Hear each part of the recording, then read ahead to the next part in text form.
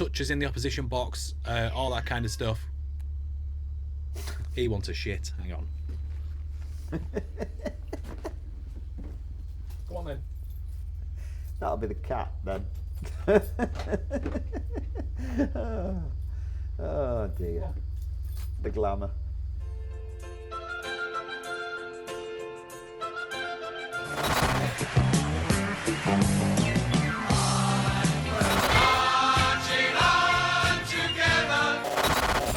Welcome to Buckets and Bubbles. Hello. It's been a little while. A little bit. Been busy. Been very busy boys. Been busy. Busy boys. But nobody gives a shit about that. No. We've got games to catch up on.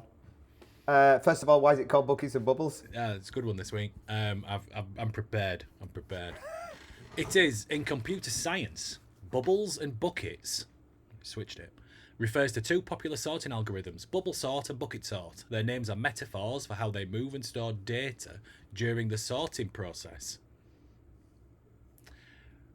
Bubbles are like air bubbles rising to the surface of the water, and the other one is just like a bucket full of coins, it says. Yeah. I'm sure people who know things about computer science might give a shit about that. I don't. I couldn't be more bored. Skip that. But there you go. Yeah. Apart from talking about verbatim theatre, which we were, a few minutes ago, I could be more bored thinking about that. Yeah. Right. Okay. Look, we've got an absolute shed load to get on with. So we're dealing with the week because we do match weeks, and that's the excuse I'm making anyway. Yep. So we're dealing for Leeds with Leeds versus Chelsea, Leeds versus Liverpool, and we're dealing with West Ham versus Man United. Manchester. Yeah. And then Brighton. Excellent. Yeah. Should we get straight on to social media? Yeah, cool. All right. Stack. He's back. Stack is back. Stack is back. And more importantly, Stack's girlfriend stroke fiance stroke partner is back and came up with this little beauty. I assume that she just put Stack and blue. Yeah. I mean, he is blue. He's blue. I'm not sure what the purple mushrooms and all that sort of shit is about around the. Is that a bit too blue? I don't. It might be. I mean, they do look like penises. Also, maybe they're magic mushrooms. I don't know. Yeah. Yeah. I mean, if he's a Smurf, and it's quite convincing. You know what I mean? It feels like I have been taking mushrooms. Just looking at that. Yeah. But listen, I mean, it worked. So what can I say? So well done for her, him, them, whatever, for that. Leeds went with sort of old school. Obviously, Chelsea hate Leeds, Leeds hate Chelsea. Don't need to go into all that sort of stuff. So they're... Everybody has Tracy. Everybody helps Tracy. That's what came out of my mouth. Everybody hates Chelsea. maybe Tracy needs help. Maybe, I don't know. I'm not sure. But yeah, that's quite a nice thing from Leeds there. A glimpse down into the past of various games between the two clubs. I liked that. That was quite nice. Has there been any, questionable transfers between the two? Like, has somebody been slightly heroic for one and then joined the other, and there's been a bit of bad blood? I seem I'm trying to think of a noughties player. Maybe I mean, Jimmy Floyd Hasselbank. He went via Real Betis. I can't remember one of the Madrid sides. I can't remember off the top of my head. But not direct. Not direct. No, I'm sure there were others. Yeah, I don't know why, but it just something in the back of my head went, oh, I wonder if there's a But I mean, the famous games from the 60s and 70s, and when they were just kicking the shit out of each other. So that's that. Pirro's still knocking on the door. God bless him. I wonder if this is his wife, partner, who is trying to do this as well. But I mean, you know. Maybe that's something the wags talk about when the. I mean, that's a very dated title. Maybe that's something when they get together in stand and they're just like, oh, I'm going to do, Wives and girlfriends. This is what I'm doing. Yeah. And Pirro's girlfriend, wife, partner seems a bit left out. So who knows? Anyway, let's. So that's Chelsea. Let's have a look at yours. Yours first one was Manchester United, wasn't it? Yep. The club went back to the old school a little bit. Went a bit Game of Thrones. Yeah. The hammer and the trident. Yeah. Whatever they use, them fuckers. Yeah. Red Devils. Devil. So they did that. That's quite nice. What I quite like about that from you guys is the way that it looks like it's been folded. Yeah. Looks like it's been folded in half twice. That's quite a nice Yeah, touch. yeah. It's obviously a little PNG they've got stashed in a folder and they just dropped it on Photoshop. Of course it is. Yeah, nice. Yeah, fair enough. It might be the YTS guy because the YTS lad's back. Yeah. God bless him. Nice shot of the shirts in the dressing room, but slightly just got the doorway or something in frame. It was like I mistook that. It's not quite in focus at points. Fuck it, we'll use it anyway. Yeah, I mean, if you were really to study it, there's a little bit of Akira Kurosawa in that kind of frame within a frame stuff. A little bit of Wong Kar-wai, if you like, that kind of 90s Hong Kong cinema, but it could just be a bit of a knobhead and just not framed it right. Yeah, I just think I think he or she or they are just sort of taking a picture and then, like when you drop the camera and then take another one by accident. And the by accident one just happens to be better. Yeah, their manager goes, "That's a very good shot. We'll use that. It's very arty." And they're just going, "Yeah, all right." Yeah, all right. I meant to do it. Yeah. No, you didn't. So that's that. We'll get onto the game in a minute, but you enjoyed full time. We'll have that. Yeah, we'll have that. To be fair, I mean, like you say, we'll get onto the game, but that's the direction I like to see us travel. That's a very positive game, a very positive performance from a lot of those players, and I was thrilled with that. To be fair, to come back and get a point away. Yes, very battling performance. Yeah. Let's keep on social media. We'll move on to Brighton because you played Brighton. Yep. Then, and you sometimes the club does this, West Ham, where they do this round the world. Yeah. So it's 2:00 in Brighton. It's 8:00 in Mexico City, 9:00 in New York, Rio de Janeiro, etc. Where you're watching from? Where will you be tuning in from? Type something. I don't know. Can you find them?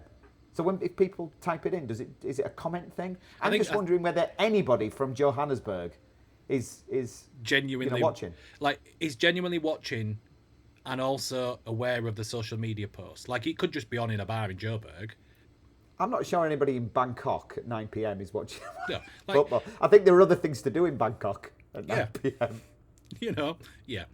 They went a bit boring with the Brighton. It was just, back to the little collage. The players in there, a couple of seagulls in the background, and soon to be sold Jared Bowen running at the front. At the front. So that was that. Leeds Liverpool. I'll deal with Leeds first. Leeds, Tanaka there with the ball with his hands spread, and then we've got the Yeboah. Obviously his famous goal against Liverpool, which I think is usually top of the greatest goals, the volley. And there's Viduka down there as well. He scored 4 against Liverpool, didn't he? Echoes of the past. So that's that. I quite enjoyed that. Pirro, he's still at it.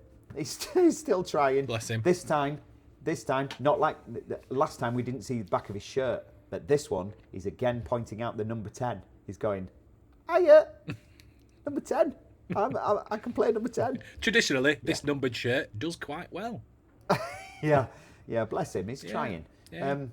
And Stack against Liverpool, under the moon, as Little Red Riding Hood. Yeah. Basket empty, though, which is interesting. Basket is empty.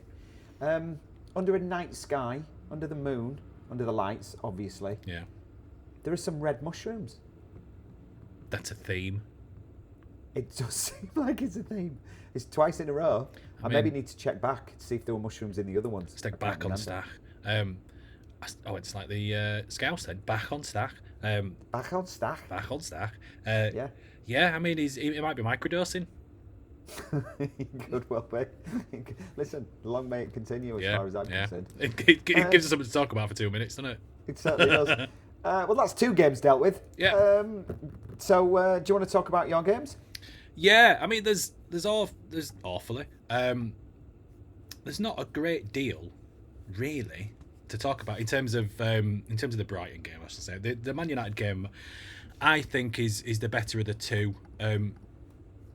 We battled. It was a start for Magassa and Fernandez and Potts in the middle, which felt quite a poignant moment in terms of we've been struggling for a midfield three for a long time, and we feel like after this game, that's our midfield three, and there's not one of them over 22. They're stunning as a trio in the middle. Fernandez, I just think, gets better and better every single week. Like, if there's one thing I will forgive previous managers for, it's the signing of that man, Mateus Fernandez. I think he's brilliant. Magassa, again, this has been his first start, I think it was, and this has been his strongest performance. He's been a bit hit and miss, and he's had some good outings, but then there's also been some naivety in his playing stuff early on. But that's the nature of coming to the Premier League from Monaco. Did we buy him from? Yeah. So coming from that but league, also Fernandez, to be fair, I know he played in the Premier League last year, but in a poor team. Yeah. And it's taken him just a little bit of a while to get up to speed. Yeah. But he's certainly playing well now. Yeah, and I feel like it's the right player, the right manager at the right time for all those three. They seem to have just something's clicked in that midfield, and I want to see more of it. Like we went in at 0-0 at half time.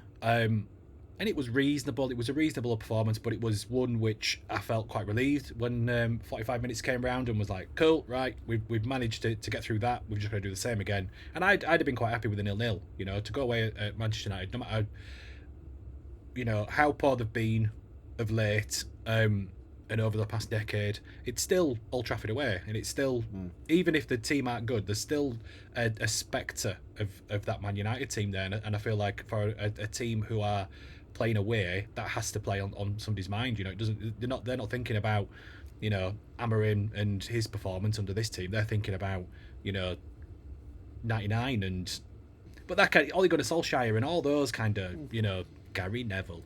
Class of 92 were all that stuff. So 0-0 half time, great. Second half comes in and Dalot, 58 minutes, scores. Fine, we go 1-0 down.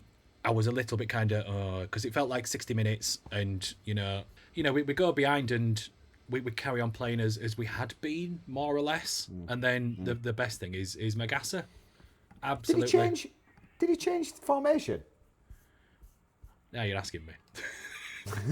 The reason I'm asking is because Jared Bowen seemed to be playing a bit more central, from what I can remember. And I know he has license to move around, but I just wondered whether that was because, am I right in saying that Somerville still wasn't fit for that game? That's right, yeah. So Fernandez was out on the left. Souček was on the right as a right wing. Bowen in the middle. Magassa and Potts as that two. And then Wilson up front was the start.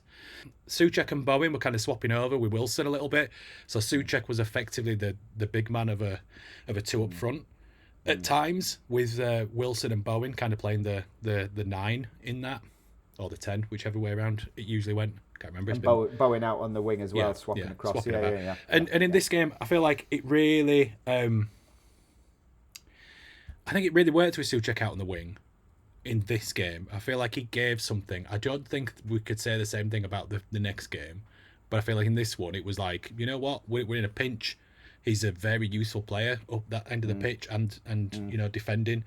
So yeah, I didn't mind that, and I think he made a decent display of himself. But like I said, Magassa coming in with that goal at 83 minute was just ecstatic. I don't think I've been happier all season. Nice. In that moment, I was just thrilled. So the thing I didn't like is then we did sit back quite deep, and we kind of allowed them onto us a little bit, which was scary, and I think that's the thing that undid us at Brighton. But I'll talk about that. It was at Old Trafford, though, wasn't it? Yeah. It was at Old Trafford, and I can't remember the game, but I would imagine that they were like, bollocks. So they just sort of threw everything, and the players will have just retreated. I mean, it's sort of natural. But yeah, like I said, when Magassa scored, I think that's been the highlight up until that point of the season, and fair enough. Well deserved. What? So you mentioned that the next game, because while we're sticking with West Ham, let's stick with West Ham. So the next game was Brighton, which had the same result, a slightly different game. Yeah. it was one of those. I remember having the conversation with Tony, who is I guess he's my stepdad, but I was an adult when he married my mum, so he's like my mum's husband. Yeah. More or less. Do you know what I mean? But I like him. He's nice, and he's one of these people who's watched football his entire life. He's a West Brom fan, and just watches every game that's on, and he's really well versed. And one of the things that we talk about the most is football. And I remember him saying, "Oh no, it's a good result against Brighton." And the point I made is like, it was a good result against Man United because we came back for a draw. It was slightly negative against Brighton because we lost the lead. Against Manchester United, Paquetá was injured. Was suspended, wasn't he? Yeah.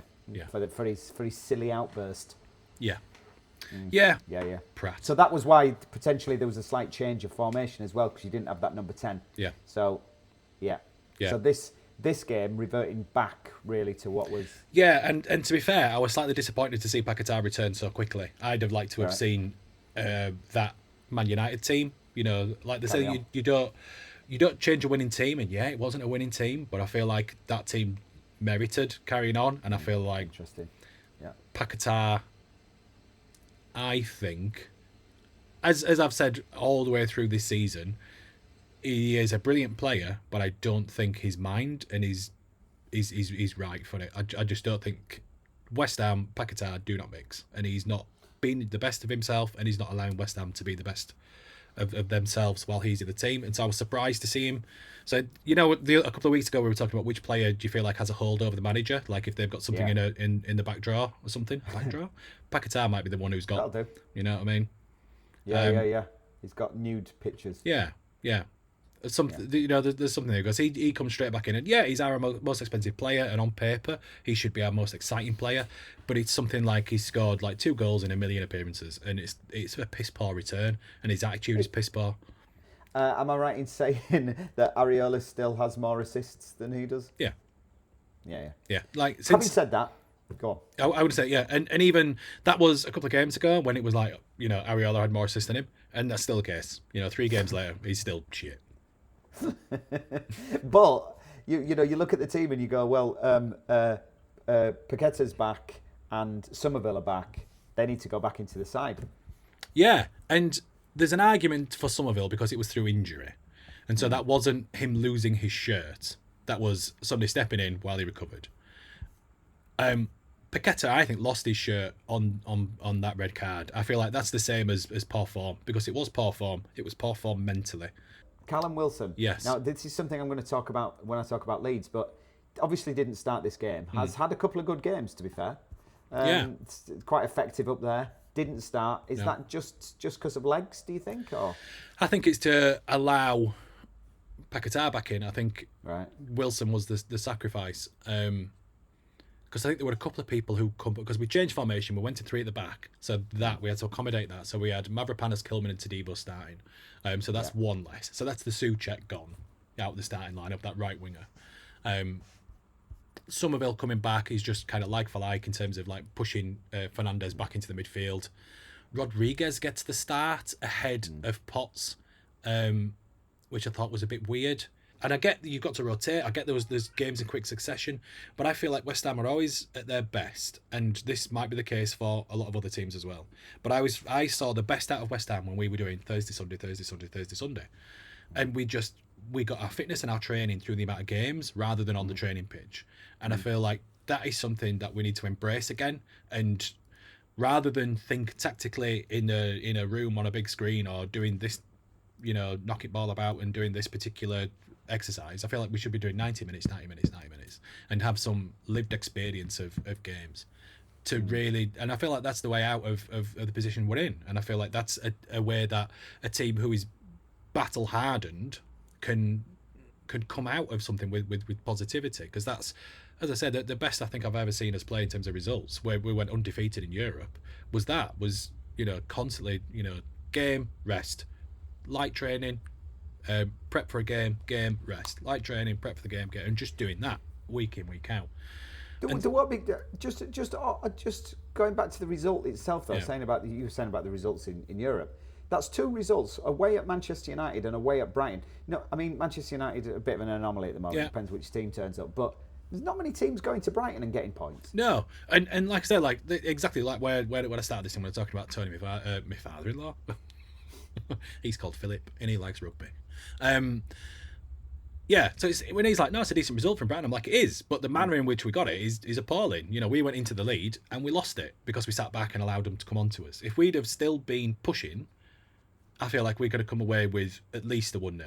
At least, if we'd have maintained his lead at the very least, if we'd have kept pushing, but unfortunately, Leeds United agent Rutter came up with the equaliser. Yeah, what was it, 90 odd minutes? Yeah, right at the death, 90+1, and I've got to like I was already like, oh, we've won this, brilliant, absolutely won this. We've attacked well, we've defended well. At that point, I thought we'd defended really well. At that point, it was tense. Don't get me wrong, but there was some good solid performances from that back three. Tadibo seems to, like, at the start of the season, Tadibo was going to be the player I would gladly have seen the back of. Now, I'm not so sure. I think he's one of those players who's found his manager and found his time to shine, and like he's the poster boy for this starting 11.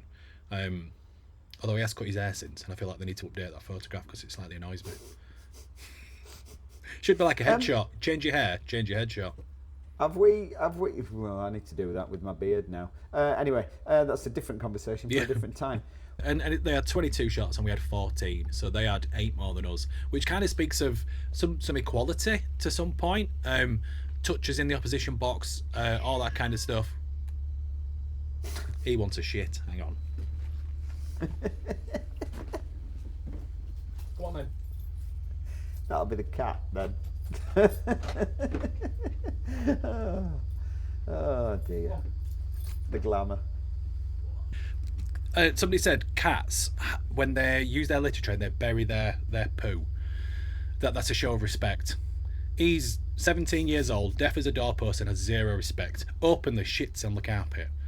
And so the slightest while meow. looking you in the eye. Yeah, like properly. And then he used to like meow, and then you'd be like wondering what he were meowing for, and then a second later you'd be like, oh no, he's had a shit. And so I'm really conscious now of that meow. Partly because he's deaf and it's really funny, because he just comes in and goes hello, like when cats do that, he does it all the time. That's going to be the thing that's chopped out in it. Anyway, so yeah, cats, the shit. Yeah, but he's out now. All so right. Fair enough. So yeah, Captain Marvel scored though, didn't he? Yeah, one of the best captains you've ever had at West Ham. Yeah, assist from Callum Wilson as well. Yeah. I mean, it feels like, and we'll get onto this with Villa. It feels like Jared Bowen is finding his feet as a player. He's certainly still not there as a captain for me. And looking at who we've been looking ahead into the future of a new story that will come in the week ahead. Pretending that we're not recording this on the 19th of December. Thiago Silva appears to be a player linked with us who is an incredible captain. But he's also 41 years old, and I wonder if there's an opportunity to kind of bring him in, pay his wages, and let's just say to Jared Bowen, just look at him. Fuck off. Yeah. Oh, just look at him. Yeah, look at him. Just look at him. But like, you can keep the captaincy, but he's gonna do the captain's job. Seriously, you want to bring a 41-year-old on probably 200 grand a week? Yeah. But I mean, plus. he's still. He's going to Saudi. If he's going anywhere. Of course he is. But yeah.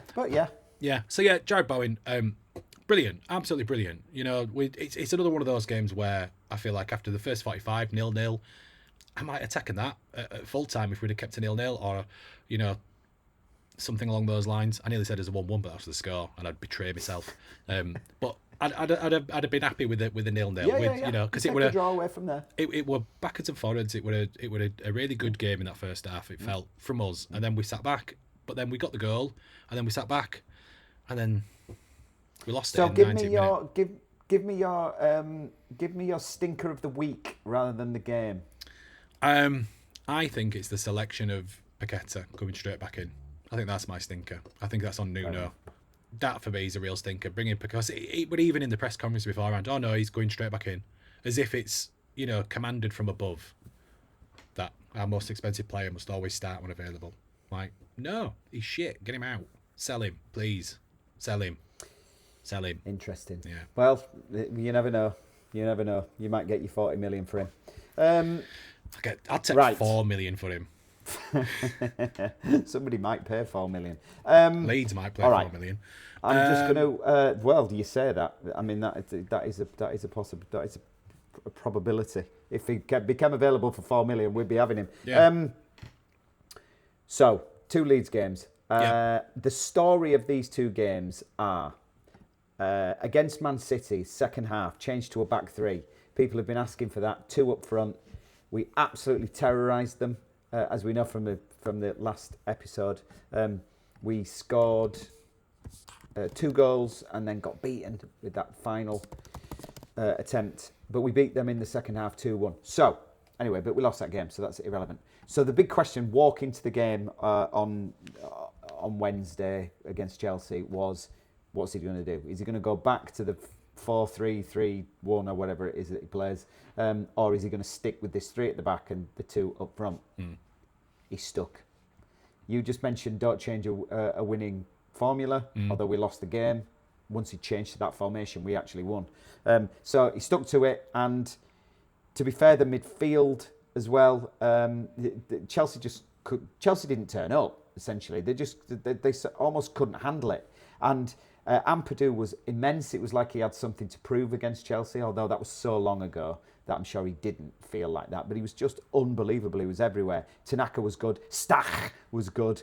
The 2 wing-backs were superb, Bogle and Goodmanson, and Dominic Calvert-Lewin and Nemecha up front. And they just couldn't, they didn't cope with the physicality. Although I think that the referee was shite for both teams. I think Chelsea were just like, we just bullied them. And I was really pleased with that because we're too nice sometimes. Yeah, I'm going to say that's something you've mentioned a couple of times is this is a very nice Leeds team and gives too much respect. And it were good to see when I saw the results coming in. I was like, yeah, go on, have it. I think it was the first half. Stach went flying in on Cucurella. And I mean, took the ball. Did he take the ball or did he miss? But he absolutely took him out. And it was, he got a yellow card for it. But it was borderline for me. It was like, whoa, hang on a minute. Steady, lad. But there were lots of tackles going in like that. Essentially, we bullied them. We went 2-0 up. 2-0. Yeah, 2-0 up. Then second half, they scored. A classic Leeds thing, come out in the second half and it's like, don't concede, just keep playing, don't worry about conceded within 5 minutes. And it's becoming a bit of a habit, is that but they then rallied again. We absorbed, we let them have quite a bit of the ball in front of us, and that was fine. We knocked the ball long quite a bit up to the 2 up front, to Dominic Calvert-Lewin and Nemecha, and then Calvert-Lewin got the winner in the 72nd minute, and more than deserved. 3-1. Great night at Ellen Road. Thank you very much. Off we go. Sticking with a new formation. That'll do for me. Yeah. So then we think, go on. I was just agreeing with you. Yeah. Yeah. Cracking. But then you're thinking, it's like you just said, then you're thinking, right, okay, so what's happening in the next game? Are you going to stick with that winning formation? Are you going to change again? 2 games in a week, 3 games in 8 days, or whatever it was that we all had. And we went into Liverpool, and I'll be honest with you, we started with the 2 up front, and it wasn't great. Liverpool sort of worked it out. I think they went a bit man for man in midfield. The ball's up to Nemecha was injured, if I remember rightly. Nemecha's injured, so Okafor came in up front. Yeah. And I think we ended the game against Chelsea like that as well. Okafor started up front with Dominic Calvert, and it just wasn't really working. They pushed up the field a little bit. They played rounders a lot. I mean, they're a good side. They played rounders? Yeah, they played rounders, yeah. Yeah. They're that good, they can play an entirely different sport. And still beat us. Yeah. Although they didn't. But they had most of the first half, and you're watching it thinking, "Oh God, here we go." But at the same time, you're sort of going, "Well, it is Liverpool. It is the champions." Yeah. So occasionally, you're going to, like we did against Arsenal, you're going to come up against a side who are just better than you individually. The players are better, and they're going to score goals, and they did, and that was fair enough. And then, to be fair, Farke again was brave. He made substitutions. We were 2-0 down. It was like a 2 or 3 minute period, I think. I can't remember the timing of their goals, but I think it was round about 47, 48, 50, 51, the 2 goals. And they're cruising at that point, really. Up until that point, it was, they had a lot of the ball, but it was one of them. And then, to be fair to Farke, he changed it. He went back to his original system. He changed it up. The substitutes came on, and they made a difference. Stach scored, like you say, to equalise, but the first goal was Nonto. Nonto came on. So he went back to a back four. Nonto came on as a winger, and he caused them all sorts of problems. And he got what, if it was against you, you'd be going, "Oh, that's dubious penalty, that is," because he's running it out of play. But also so stupid of that Liverpool player just diving in. You go to ground in the penalty area, no matter what, and you make contact. If the referee, in another world, the referee doesn't give it, and if the referee doesn't give it, I'm not sure that VAR are going to overturn it. But I think the referee did give it, or did they go to the monitor? I can't remember. Anyway, it's certainly one of those marginal ones where you're sort of going, if it's against you, you're going, "Come on, that's not a penalty." But if it's in your favour, it's going in your favour, exactly, you're going pen every day, penalty. Yeah, absolutely. And Calvert-Lewin puts it away. Yeah. I don't think there were many Leeds fans at that point going, "Yeah, he's definitely scoring this." I think every Leeds fan is going, this ain't going in. This ain't going in.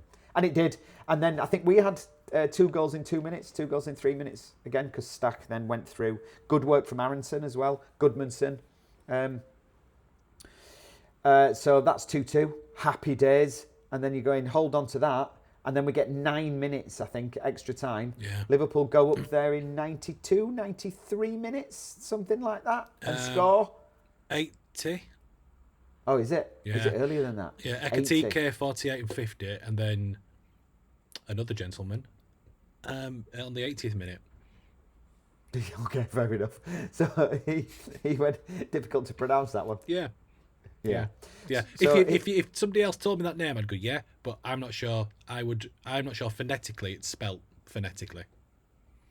Is anything spelt phonetically? Frenetically? Isn't that the study of bumps on your head? Sabozlai. Yeah. That's exactly what I'm going to say. Yeah, he scores on 80 minutes. Yeah. The away fans got absolutely mental. Yeah. Yeah, we've won this, blah, blah, blah, blah, blah. Then I think we got 9 minutes, and everybody's going, "Where's 9 minutes come from?" And you're thinking, well, I'll tell you where it's come from. There's been 10 subs. Mm-hmm. That's penalty. 5 minutes. There's Bar a penalty. review. Yeah, exactly. Easily 9 minutes. Yeah. And then we are sort of thinking, oh, it's one of them. We've played really well, and we've come back in the second half. We've dominated them. They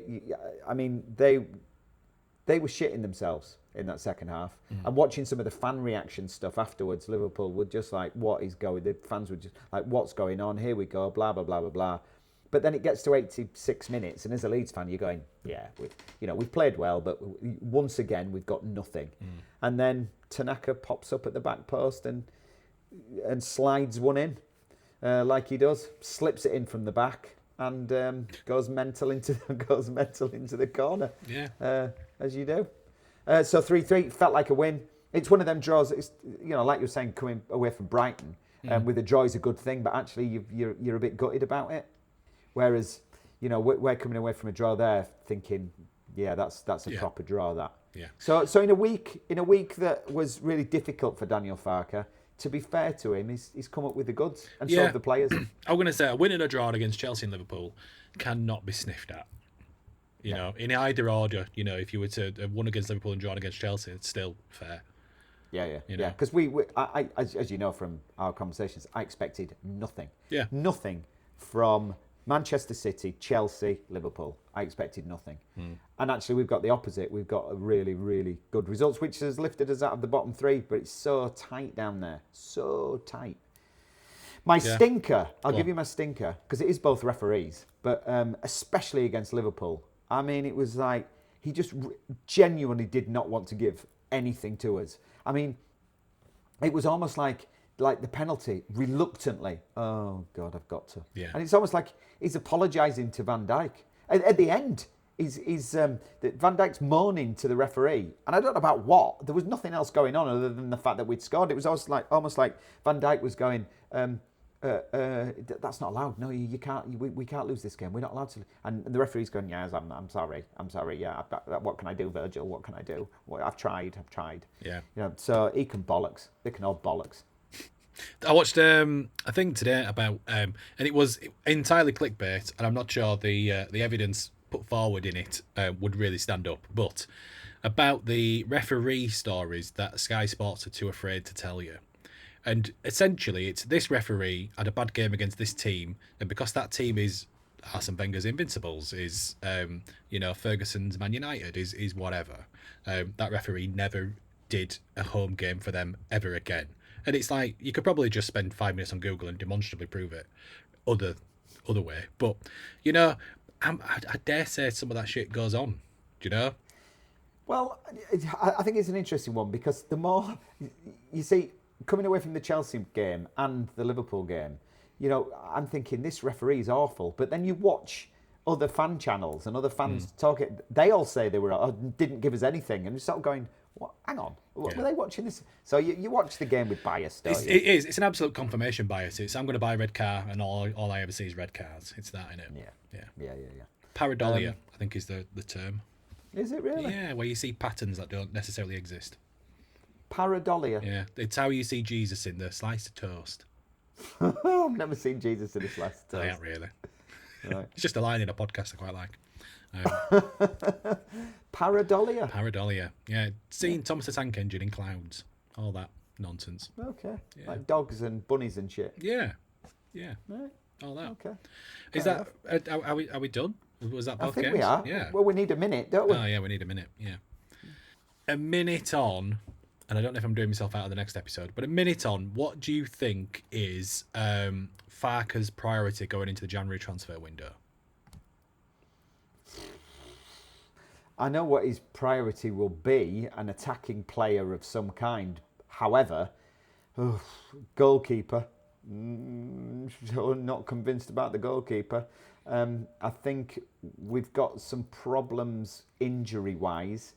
Calvert-Lewin we'll talk about next time as well. He's not injured, but Nemecha is, and so there's some real injury concerns up front. It depends what system he wants to play. What should his number? It's still a number 10. It's creative. That's where he needs to be. Yeah. A creative midfielder of some kind.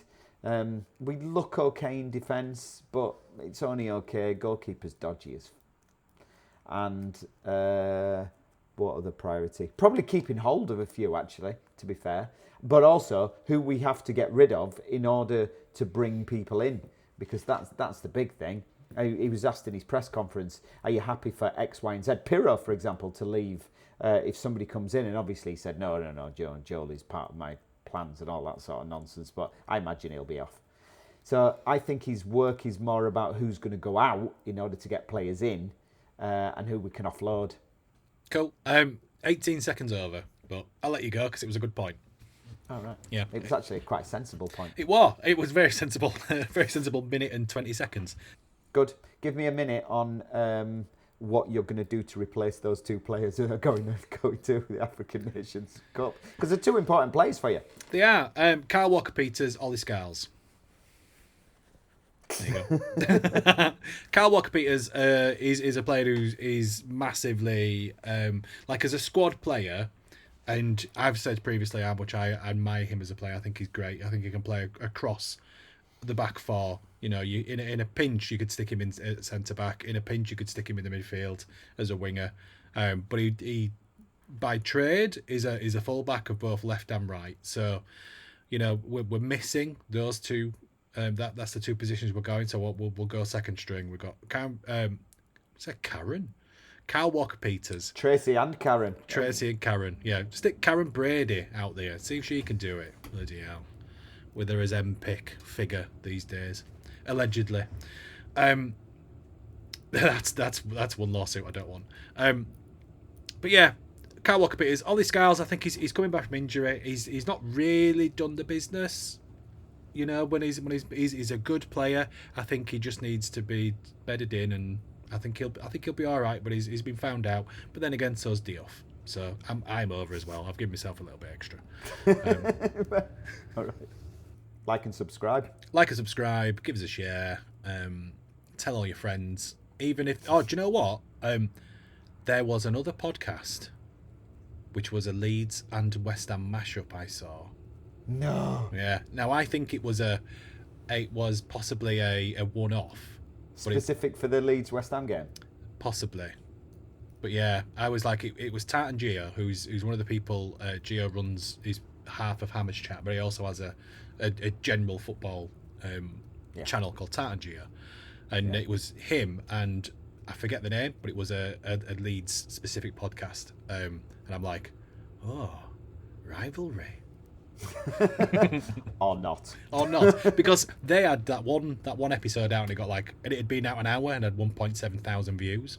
Yeah, there's no competition. No. They're not happy though, are they? No, miserable. No. I mean, I'm not saying we're happy either. I'm just saying they're not happy. Yeah. No. So let's leave it there, and we'll come back in a few days' time and do the other two games we've missed. Yeah. Let's talk about how Villa shafted us. Yeah. I can't say the same thing, but let's see what happens. Yeah. Like and subscribe. Thanks very much. Adios.